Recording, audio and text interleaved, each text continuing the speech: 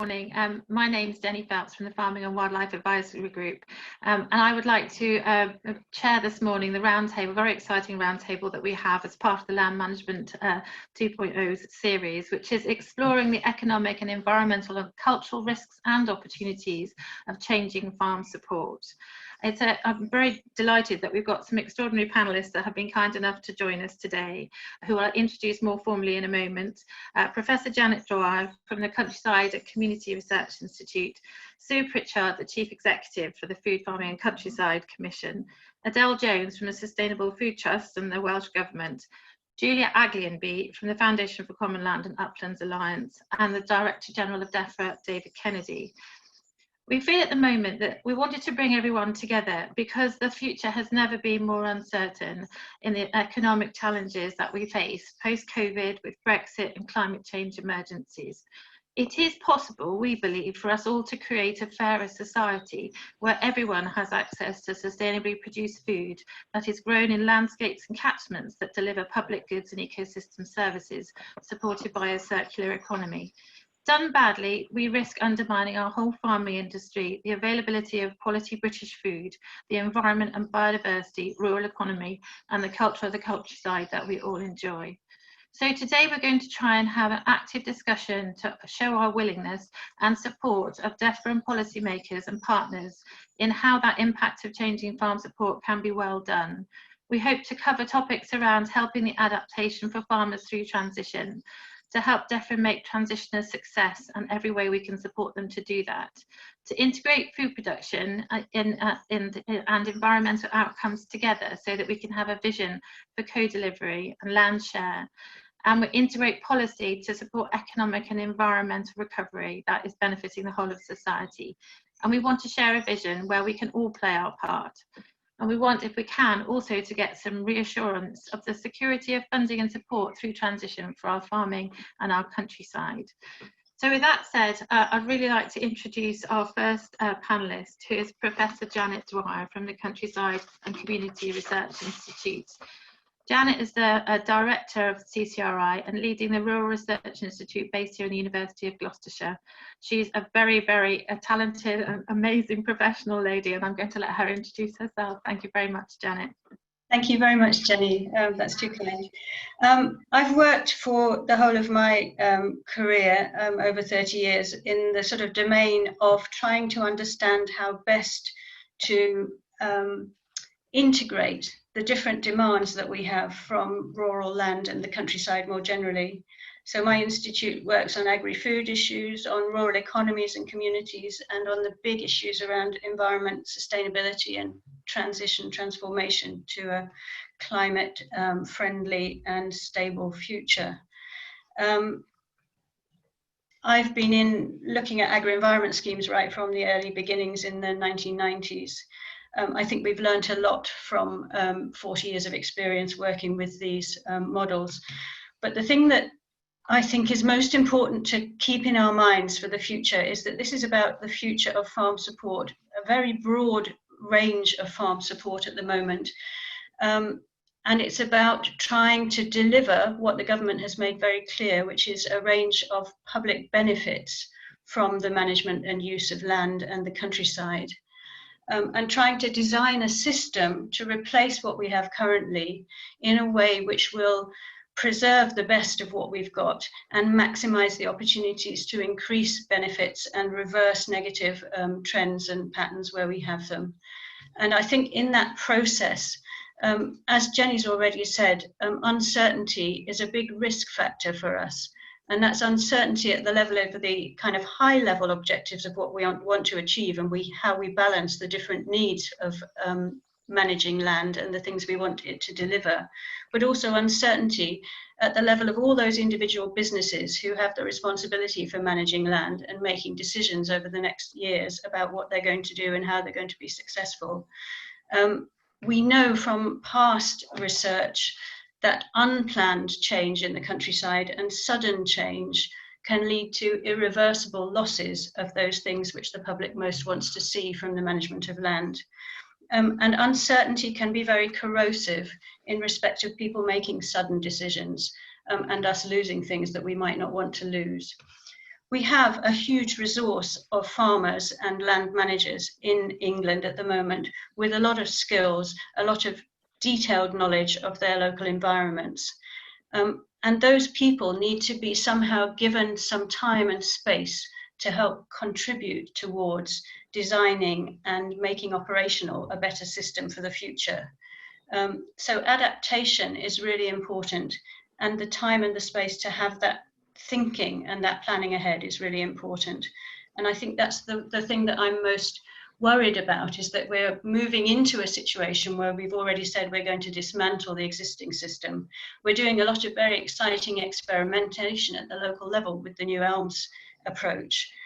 But what we don't have is a kind of a public facing degree of certainty about what's going to happen when, about the scale of future support, and about how the whole system is going to provide that kind of security to avoid unplanned losses that we wouldn't want to see and that might be difficult to reverse in the longer term.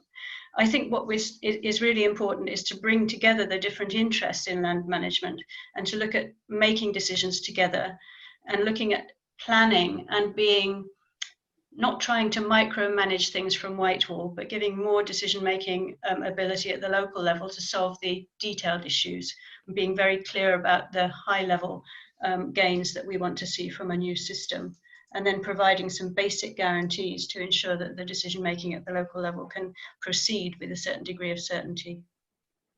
That's brilliant. Thank you, Janet. Can I also now then introduce our, one of our other speakers, Sue Pritchard, if she's available to join us. She's actually on a hill trying to get some broadband. Sue is the Chief Executive of the Food Farming Countryside Commission. Sue, I hope you're there. No, I think we've lost her. Hopefully we'll be able to rejoin Sue in a second. Do tell us, Sue, if you're able to. Adele, I'm going to move on to you next, if I may then. So Adele Jones from the Sustainable Food Trust is head of programmes for Sustainable Food Trust, and she's also been advising on the Welsh Government recently. Adele, would you like to introduce yourself as well? Thank you. Thank you, Jen. Just checking you can hear me. Okay. Yeah. Cool. Okay. Thank you, and thank you, Jen, especially for putting together this roundtable today. I know you've put a lot of effort into it, and I feel very humbled and honoured to be on this panel with all these amazing speakers. So as Jen said, I'm Adele. I'm head of programmes at the Sustainable Food Trust. I've previously been a policy advisor for DEFRA, and I'm currently on part-time secondment to the Welsh Government, helping them with their future farm support schemes. The key points I wanted to touch on this morning surround the fundamental principles that we at the Sustainable Food Trust feel should underpin future public support for farming and land management going forward. And I've kind of categorised those into two key principles which I wanted to talk about. The first of which is that public support for farming and land management should, and it might seem obvious, we should be supporting sustainable, regenerative and more circular food and farming production systems. We need to move away from the current models, which are in many cases quite intensive, quite extractive, and rely heavily on external inputs, to systems of production which are able to mitigate against risks such as climate change, adverse weather events. I don't even really need to say to all of you participants out there that we've gone from one of the wettest winters to the driest springs amongst a global pandemic, and I think it's easy to forget how difficult it's been for farmers during this time, and we need to recognise that probably those sorts of weather events are something which are going to occur more regularly going forward. We also need to think about biodiversity and incentivising systems of production that put biodiversity and nature at the heart of food and farming, rather than confining them to the edges, which I think inadvertently the current CAP system has done in the way that it's been supported. Farmers have been incentivised to sort of farm quite intensively and efficiently in the middle of the field, and then it's supported to kind of enhance nature around the edges, rather than integrating those two things as a complementary one and indivisible whole. And I think that separation that the CAP system has incentivised has not only separated farming and nature across our landscapes in many cases, but it's also separated farming and nature at in the mindset of the public as well. And I think it's really important to use this opportunity of transition to future farm support to really try and reintegrate those two things back into one place. My second key principle that I think should underlie future farm support is the need to shift the balance of financial advantage towards those systems of production that are sustainable, regenerative, circular, etc., etc. We need farmers to be able to withstand shocks, such as those that we've seen in recent months, but also, be able to thrive, prosper, make money, be part of vibrant communities, support local food systems, etc. And I think, again, the future support for farmers needs to make sure it really makes sure that sustainable methods of production are the most profitable business models going forward. And that leads me on to the ELM framework, which was published by DEFRA back in February in the discussion document, which is now on pause because of COVID, but it's, the discussions are still very much live. And I'm certainly very worried, and I know some of the farming bodies and NGOs out there are also very worried that the way that the framework is currently set out with the tiers, tier 1 looking at sort of environmentally friendly farming, and then tier 2 looking more at the sort of stewardship and local level partnerships, and tier 3 looking at the landscape level change. I do feel that by separating those things into the tiers as they are set out in that discussion paper, kind of further sort of perpetuates this status quo of separating nature and stewardship from farming. I do feel like we could be missing a trick there. I think we need to support farmers to integrate those two things, both during the transition, but also to the point that we're actually going to as well. And I just wanted to touch briefly, as Jen mentioned there, I'm working for the Welsh Government at the moment, and I promised to give a bit of an overview of what's happening there at the moment. So as many of you know, the Welsh version of ELMS is called Sustainable Land Management, which is being supported by the Sustainable Farming Scheme. And as with ELMS, it's very much still in development, the design of that scheme, but it's looking like it will be a whole farm scheme. Sustainable food production based on regenerative agriculture principles will be at the heart of that scheme. It will also incentivize things like tree planting and forest recreation, as well as agroforestry. But I feel actually very proud to be part of a team that's putting farmers at the heart of future farm support, which kind of seems like a strange thing to say, but I think it's important to point out. And the title of a press release that we put out a couple of weeks ago when the Agriculture Bill was going through the Commons was Agriculture has been left out of its own birthday party. And I thought I'd just end on that slightly controversial comment. So back to you, Jen. Thank you very much. Thanks very much, Adele. I think actually Sue is able to join us now, hopefully. I know you're at the top of a hill, Sue. Are you there? Yes, I'm here. Can you hear me? Yes, we can. Thank you. Right. So as Jenny says, I'm living and breathing the everyday challenges of trying to run a business in the countryside, in a rural community, and without power broadband. I'm parked up in my car at the highest field on my farm to be able to speak to you today. And in a sense that illustrates one of the themes that I want to draw attention to today. For so many farmers and farm businesses, the issues that are contained in the Agriculture Bill are possibly not the most important issues. For many farmers and farm businesses and rural businesses in general, the issues that are often as critical are contained in those policy areas outside of DEFRA. Things like broadband, rural connectivity, things like sources and creative.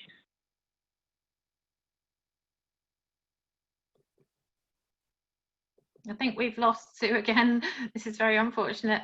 I'm going to put over to Julia now, if I may. Julia, can I introduce you to Julia Aglionby, who is the Chief Executive of the Foundation for Common Land and also very heavily involved in the Uplands Alliance. Julia, can I hand over to you, please? Thank you very much, Jenny, and thank you for inviting me to join you today. Public payments for public benefits, in my view, is the right way to go to redirect government financial support for agriculture. Only this way is there both a moral case and an economic case to address the climate emergency, biodiversity crisis, and the massive public health challenges that we face. But for today, I'm going to assume that the bookends for the transition are fixed.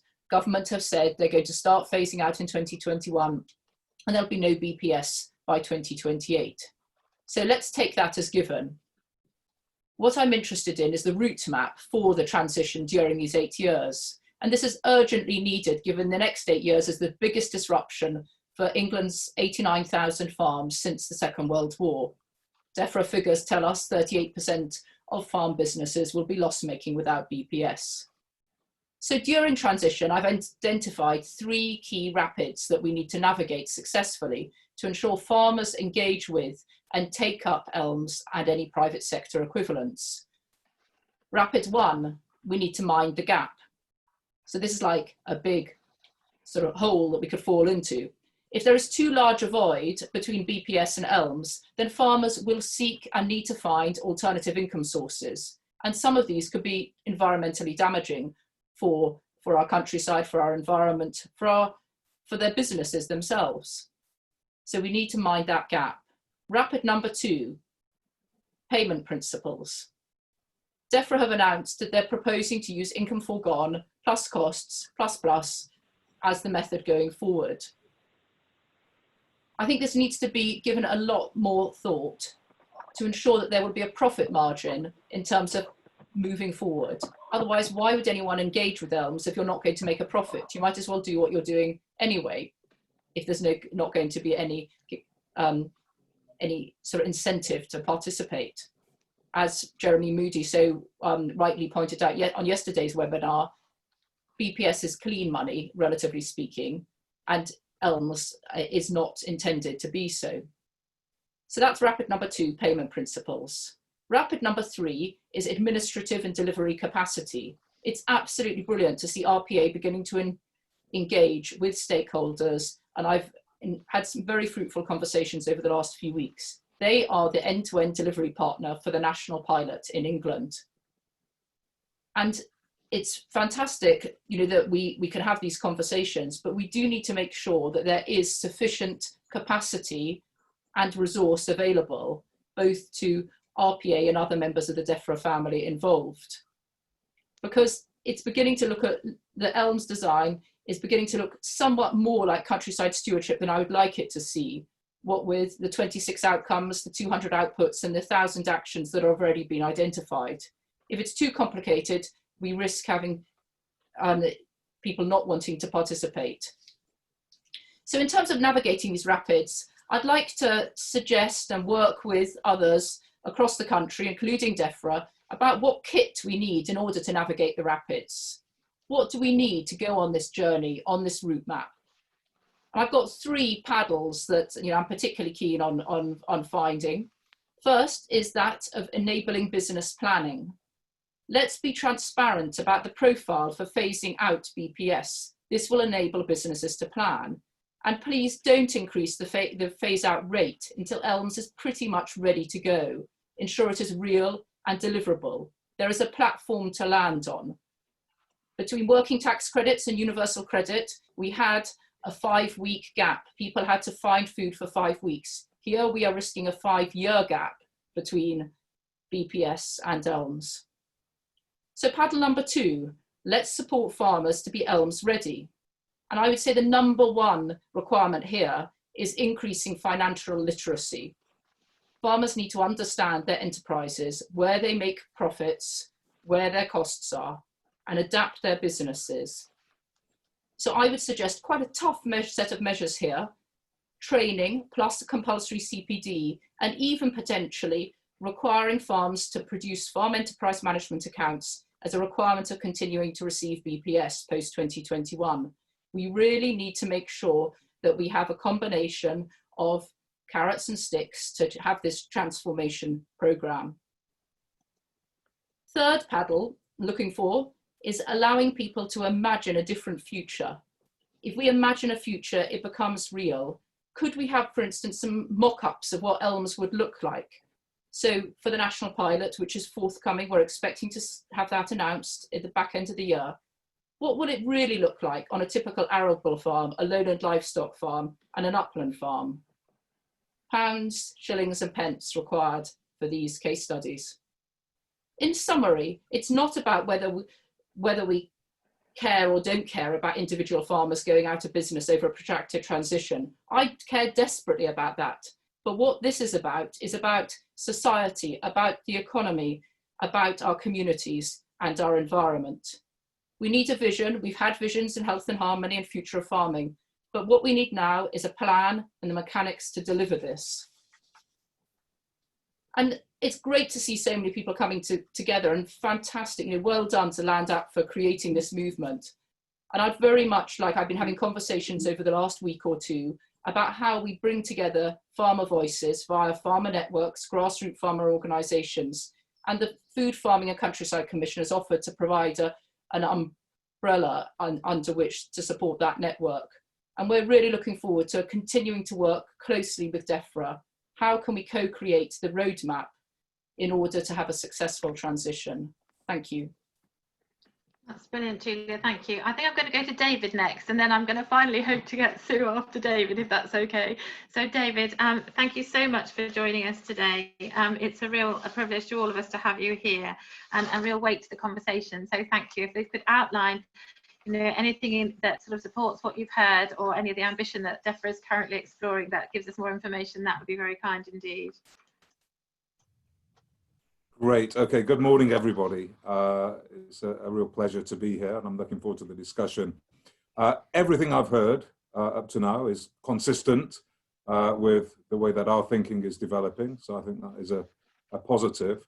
Let's give you a very high level overview of where our thinking is at the moment. So the broad shape of reform is motivated by the great opportunity that we have. And that opportunity is to go from the current situation where CAP, £1.8 billion a year in England is BPS. We get very little for that in terms of environmental return. There's a lot of bureaucracy associated with it. The £400 million a year that we spend on agri-environment schemes, so that's countryside stewardship, environmental stewardship, I think we do get good environmental outcomes. We could get better. But again, there's a lot of bureaucracy which anybody who's involved in these schemes really understands. On the productivity side, and we've touched on that, there are some of the most productive, innovative farms in the world in this country, but as a whole, the industry has lagged behind in terms of productivity growth. So we have an opportunity, and this is what is motivating us to move to a situation where, we've said it already, we spend public money on public goods, and those public goods are both ecosystem services across a range of environmental outcomes. And also animal welfare is very important for this government as well. So public money for public goods, and an industry which is productive without subsidies. So that is our objective. And that's what defines the farming transition. We've heard the farming transition will start in 2021 and run to 2028. Over that 7-year period, the broad story is declining BPS, so direct payments, and increasing amounts of money going into agri-environment, both countryside stewardship and then over time environmental land management. So increasing amounts of money going into that, but also productivity to help the industry adapt, and that productivity support can be across a range of things. Julia talked about, can we offer support for skills training, financial literacy, business planning, a whole set of things there, but also grants as well for various bits of kit, and we will be looking for environmental win-wins in that productivity space. So you've got the broad shape of moving money around within a pot that is committed to remain at the current level through this Parliament. And then 2021, we've given a bit more detail there.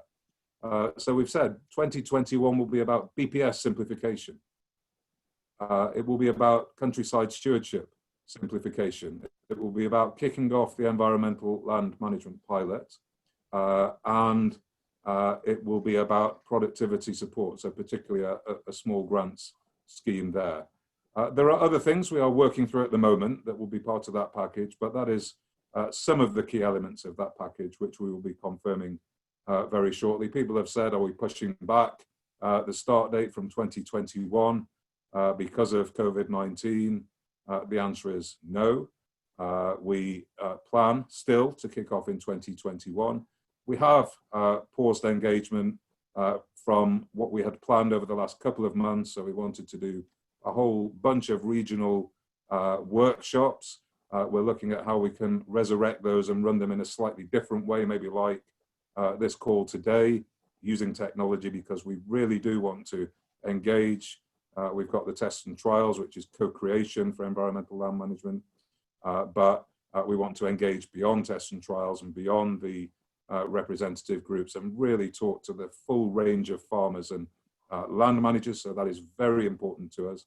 I've written down a couple of things that people have said we need more on, and what would it look like? So the Elm pilot, we have given the broad shape of Elm design, but we haven't said this is what it will look like, the Elm pilot. Here's the kinds of things we'll pay for.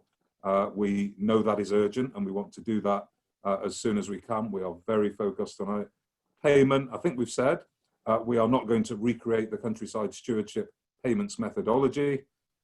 We will depart from that, and we recognise the need to incentivise farmers and therefore build some kind of profit margin in. Absolutely, that is our plan. So let me just reassure you on that. And I think another thing that's on our mind, and particularly on George Eustace's mind, is we can't be reducing direct payments, but without stepping up the work in the agri-environment space and saying it's all going to happen in 2024. You know, you can wait till then, having lost a lot of BPS, but not gained anything in the agri-environment space. So we are thinking through a transition which doesn't have a cliff edge or a big bang or whatever you might want to call it in 2024. We're thinking now very much about what is that transition through from the Elm pilot in 2021 starting to really ramping up agri-environment in 22 and 23. And when I say ramping up agri-environment, I mean sustainable farming, that is food production in a way that is consistent with achieving environmental goals, both on individual farms and on groups of farms working together. You know, Elm is also about land use change, so it's not all about sustainable farming, but those two elements are what define Elm. I think that probably says enough for now, but I am looking forward to a very good discussion. It's really fantastic, David. Thank you so much, and some reassurances there, which are very welcome. Sue, I'm going to try one more time to see whether or not we can connect to you to have your comment before we start the discussion. Are you there and able to share your thoughts? I'm here. Can you hear me? I can, yes. Great, excellent. So I'm sorry that I'm falling in and out, but let's see how far I can go. And coming in now after David, I think what I want to do is direct my remarks around how we as a whole community, and particularly as a commission, can be really, really helpful to David and his colleagues in DEFRA in achieving the ambition and aspirations that he is setting out.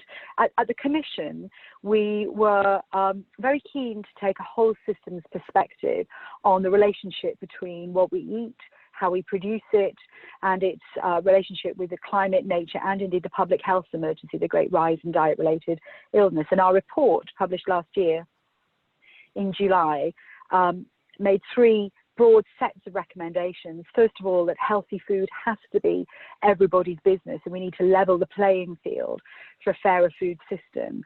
Second, that farming can and indeed must be a force for change, and we know that farmers want to be part of the solution. And finally, all of that takes place in a countryside that has to work for all. And we've been doing quite a bit of work on the notion of a land use framework that helps manage, mediate, and negotiate all the sorts of questions that end up coming through land.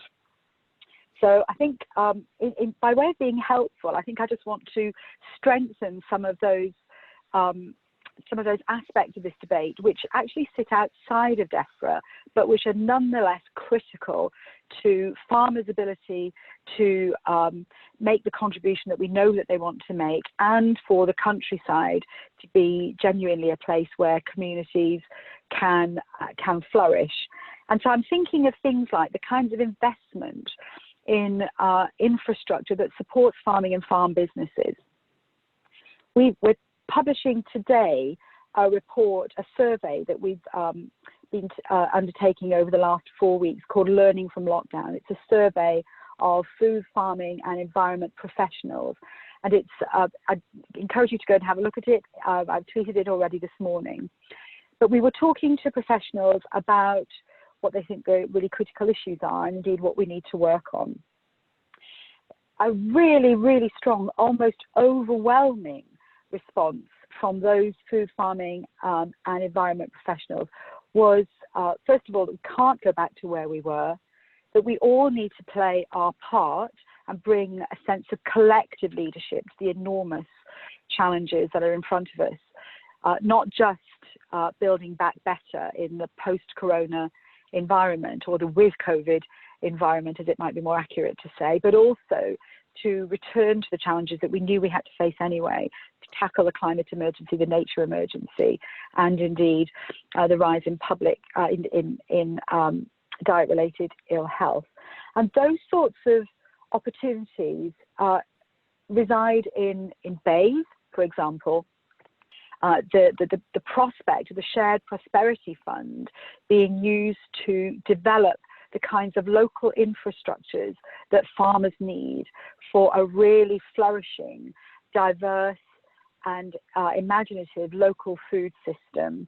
The sorts of resources that are available and directed through MHCLG and local government, the kinds of communities that people can thrive in. But perhaps more important of all, this needs to be Treasury's business. It is really important that Treasury recognises the great prize to be won when all of the public resource and indeed the private resource that has huge impact in this space lines up to help government deliver all of its ambitions, not just those contained within DEFRA through documents like Health and Harmony and Future of Farming, but which help deliver the green economy that we know we need to be working towards. So that's the kind of, the big aspirations that are contained, I think, in the conversations that we're having today. But as my lovely mother would say, fine words, butter, no parsnip. So what we need is not just a vision and a strategy, we need a plan. And we know actually that the real prize goes to those people, organisations and communities that can put really practical and workable plans together to help us get to where we need to be from where we are at the moment. Julia started mentioning the components of that, but the reality is that a really serious transition plan needs all of the players bringing their diverse and yet interdependent perspectives together to stress test all of the blocks and opportunities that are implicit in turning big ambitions into really practical and workable plans on the ground.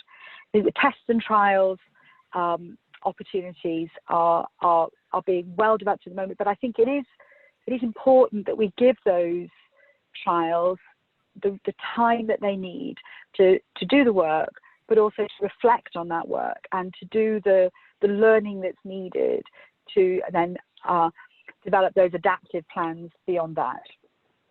I'm just going to finish up, if I may, by picking up on the productivity question.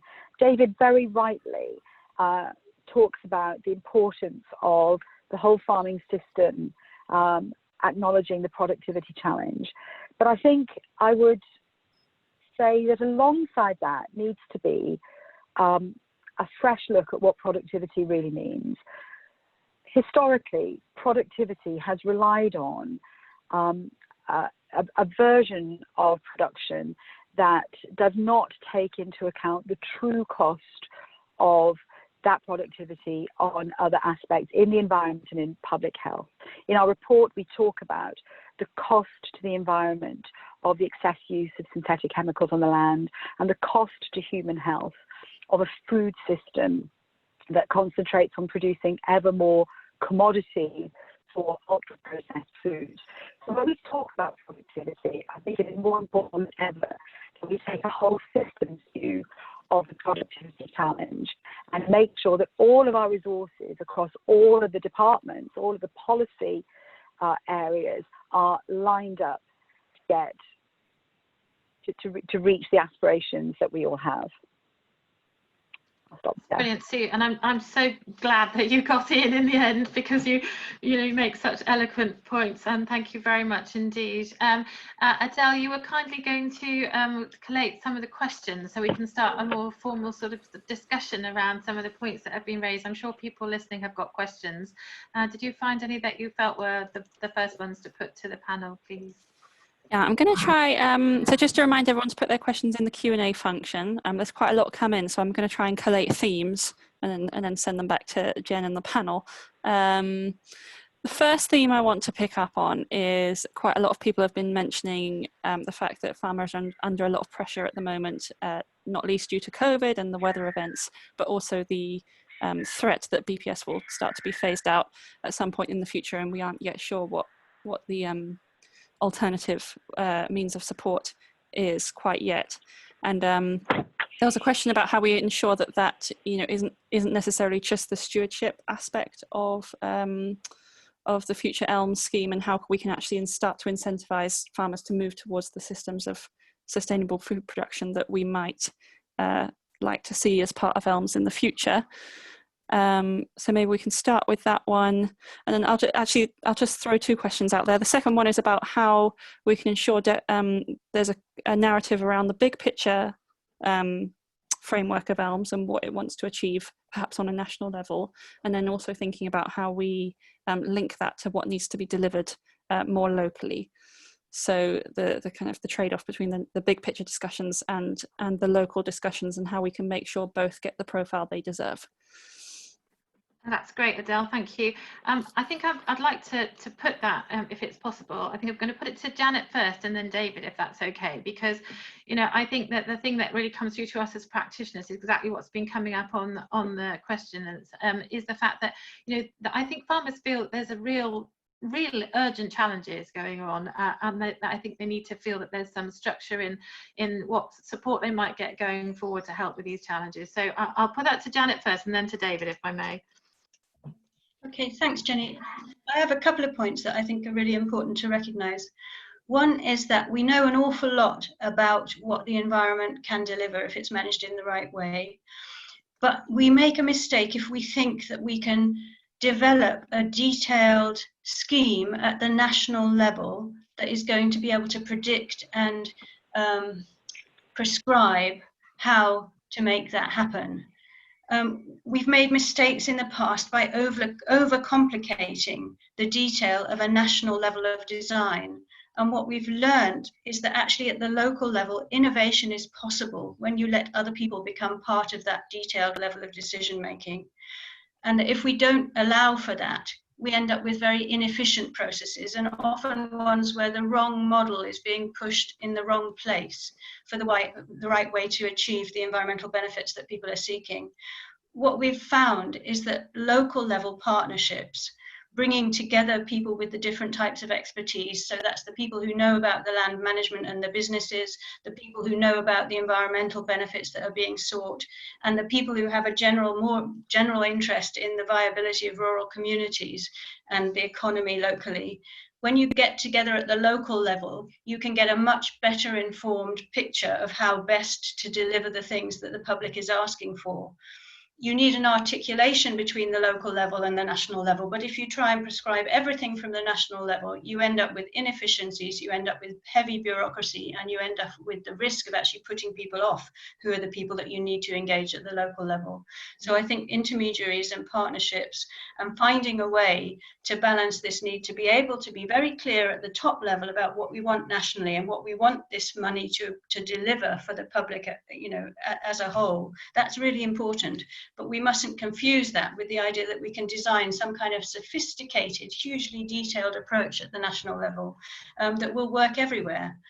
especially given that, the nature of the climate is changing, the situations we're facing are changing. We need flexibility and adaptability somehow in this process. Otherwise, we risk wasting money and we risk disengaging the people that really matter, who are going to be delivering this stuff on the ground. That's amazing, Janet. And David, if I could ask for your response on that too, I'd just like to ask, how can we make our farmer community feel more valued? I think at the moment in this sort of whole emergency situation that is complicated both by COVID and Brexit changes and climate change, that I think a lot of farmers feel that people don't value food production, and I think they feel they would like to be the guardians and deliver that local resilience as Janet described. Can you give us some reassurances that what you think around that, please? So yeah, I mean, to that specific point, I think food production right through the food system, from farmers to manufacturing to distribution to retail, has really stepped up over the last few weeks and kept us fed in a situation where things could have gone badly wrong. And the food system and the way it's functioned is one of the great success stories in this very, very challenging time, and everybody should take credit in the food system, from the farmers through that supply chain, for achieving that. Great service to the country. We are looking for ways to try to create that sense of what has been achieved, and the various communications campaigns and whatever, but it is a great achievement. Let's not make a mistake about that. In terms of the transition to sustainable farming, I think it's unsatisfactory, absolutely, to say we're going to have an elm pilot in 2021 for 1,000 farmers and landowners. We'll enroll a few more in 2022, but actually most of you, 90,000 BPS recipients, you've got to wait till 2024, at which point everybody will suddenly be enrolled in this scheme. And so we are absolutely focused, I've said this a few minutes ago, with George Eustace, on what is a transition that brings the vast majority of farmers on a journey to 2024. So how can we get really wide enrollment of farmers on sustainable farming? And I'm not going to give you the answer to that question. I'm just telling you and sharing what we are absolutely focused on at the moment. Now, there is a role for boosting countryside stewardship, and we're trying to make that easier. That's the simplification. We're taking the bureaucracy. I hope a lot of you have seen countryside stewardship has got a lot better. We've stripped a load of stuff out, from evidence requirements to you will see a lot less amendments need doing. That's a pain for everybody in the next months. So it is improving. The 21 offer for countryside stewardship is better than 20. The 22 offer, and there will be a 22 offer, as there will be a 23 offer. There will be continued simplification there. But it's unrealistic to think we're going to have 90,000 farmers enrolling in countryside stewardship. So what are we going to do to get most farmers embracing sustainable farming ahead of the rollout of ELM in 2024? I'd finish by saying on the local aspects of this, the motif, let's call it, of ELM is an outcome focus, first of all.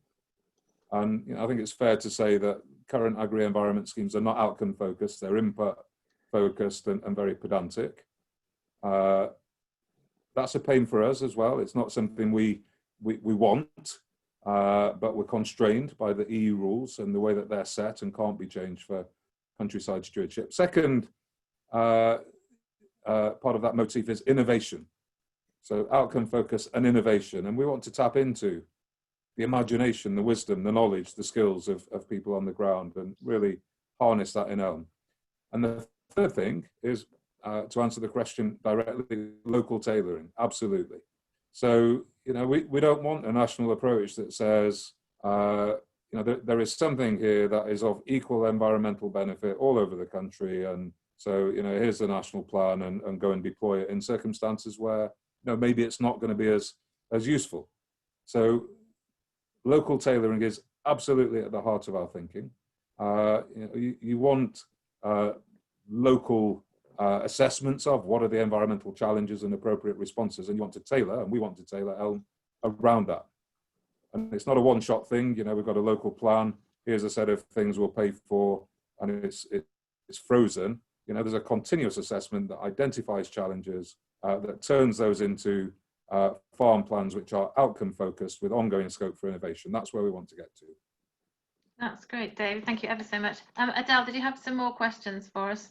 And then I'll put some to Sue, I think maybe next, if that's okay. What's your next question? So I've got quite a lot of questions about how we connect future public money with private sector finance. So both in terms of things like carbon offsets and biodiversity offsets and these sorts of things, but also the market as well, how we can make sure we connect the public goods being delivered through ELMS into the marketplace to ensure there's greater transparency, and that potentially consumers and citizens can start to value the public goods that farmers are providing. There's been quite a lot of questions around that, so I hope I've sort of framed some of them in those two questions. So, Julia, did you want to have a quick go at that one? I'm happy to do a quick response for as long as my internet holds up.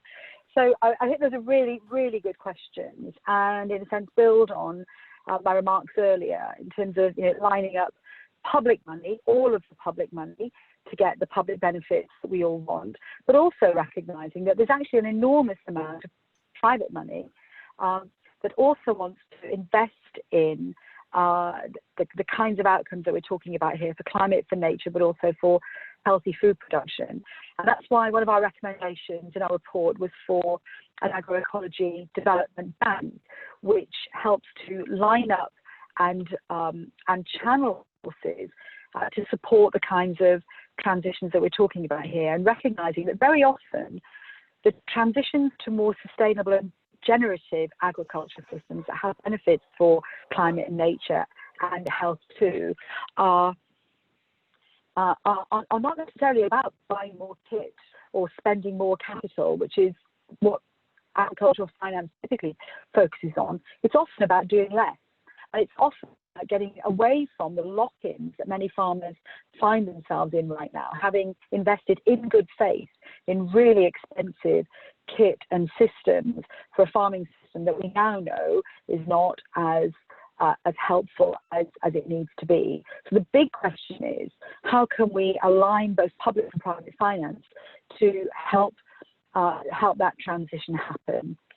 The kind of work that we're doing around the development bank has also grown out to recognising that it isn't just about money, but it's also about the knowledge resources that we need, how we can help farmers work really effectively together through peer-to-peer networks and through co-ops. I see a question in the chat asking about the value of co-ops, how farmers can collaborate and cooperate really effectively to line up their resources and then also make offers into the marketplace.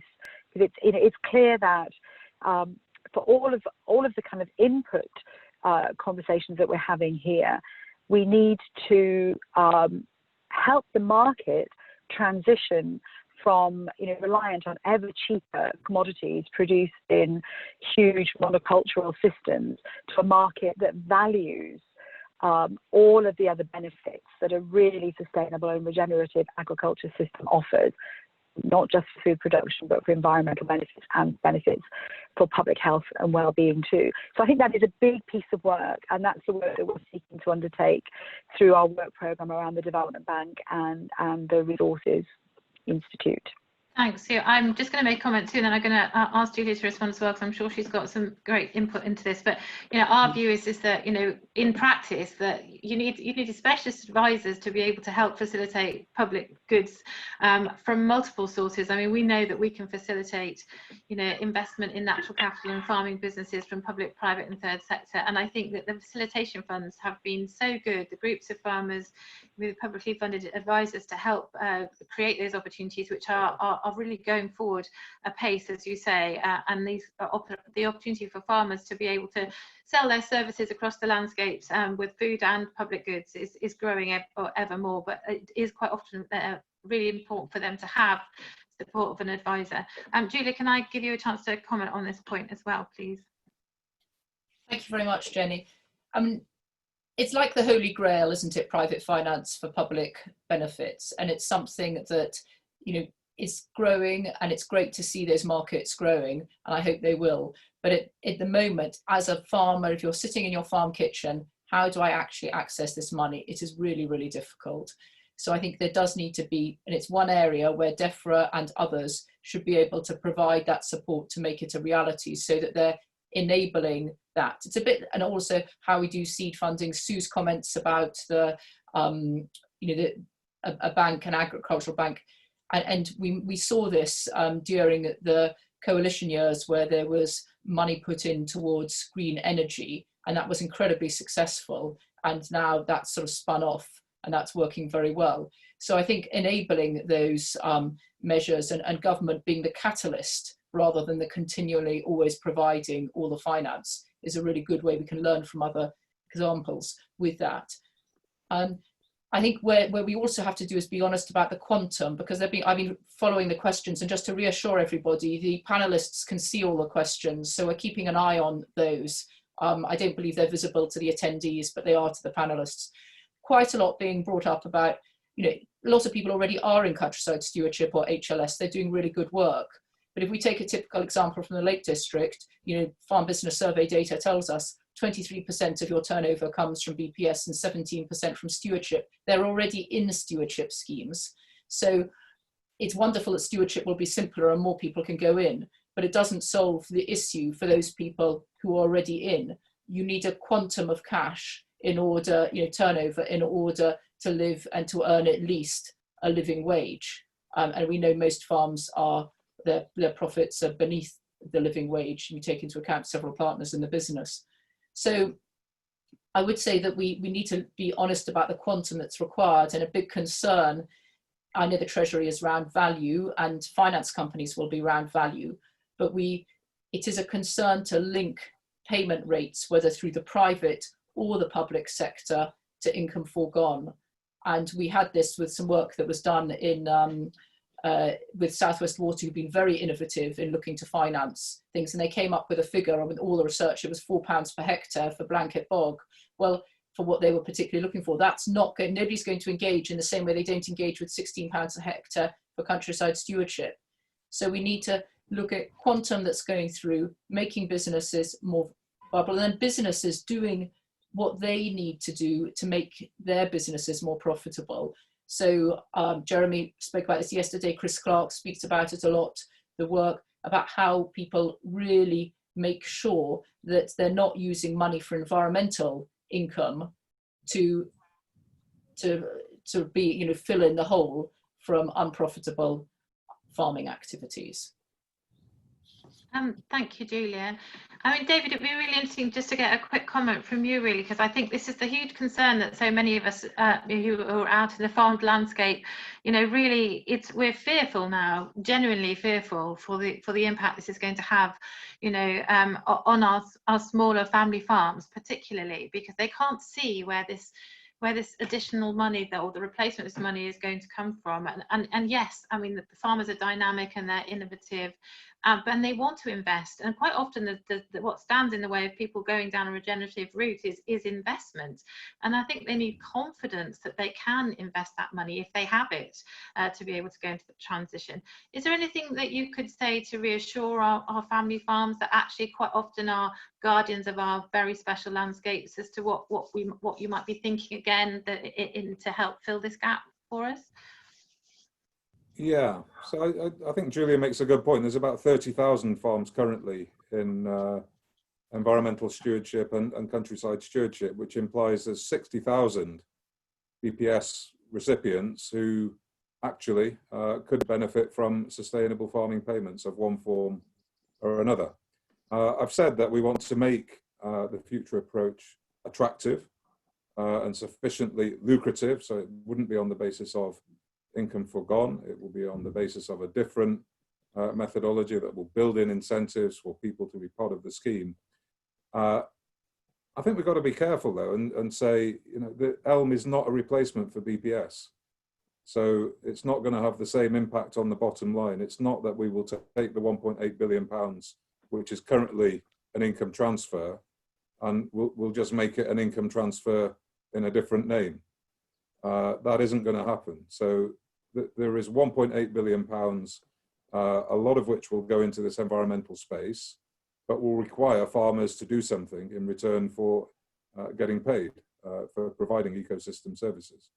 So we do want something that's widely applicable, much more than now, that is sufficiently lucrative, but businesses will have to be viable, not just through ELM. It will be a useful revenue stream. It's not a substitute for BPS. Just very quickly on the other points, we do want to leverage private finance from the different sources available. I think that's absolutely useful to be able to do that in addition to the public money that we've got there, because we know there is much more opportunity than the public money can pay for, even at the protected levels. So we are very much thinking about that. And then I think we've touched on, how can we make sure that at the consumer end of things, there is appropriate value placed on sustainably produced food? And how can we have a trade policy as well that lets in stuff that is sustainably produced, but doesn't give tariff preferences to stuff which is not sustainably produced? So, those are all things that we are thinking about. And Henry Dimbleby is also thinking about in the context of his food strategy, which is revving back up now after a pause for a couple of months because of the COVID-19 crisis. Thanks. That's great, Dave. Thank you. I don't think we've got time for any more questions, unfortunately, but I'd like to give Sue a chance to sort of give some summing up, if that's okay. And obviously, we will try and answer some of the questions. Tim's got all the questions, so we'll be able to feed that back to people. So if Sue, could you give some sort of summing up? And then if it's possible, Julia, I think you were going to cover the next steps after Sue. So Sue, if you're still there, that'd be great. Thank you.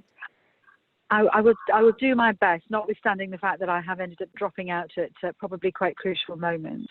But what I'm noticing and really encouraged by is the amount of common purpose and common ground that we have between us on this call, and indeed, underlying many of the questions that have been coming up in the chat.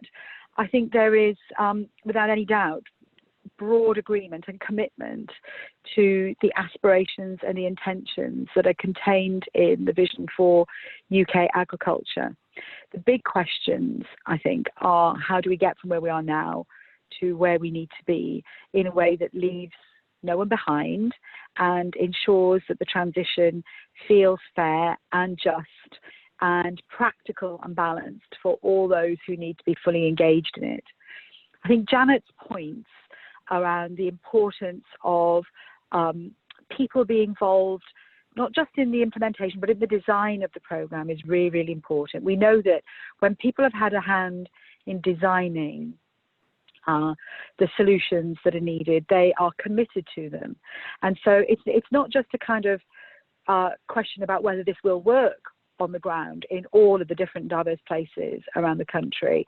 It's about the extent to which local design and place-based design generates real commitment and a sense of real skin in the game from those people who, at the end of the day, have to make it work. So I think that's a really important point to capture.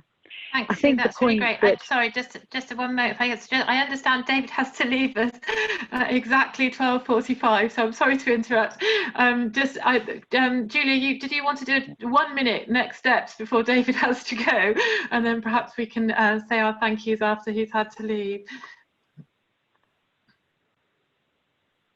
Are you there, Julia? You're on mute, Julia. Thank you, Jenny.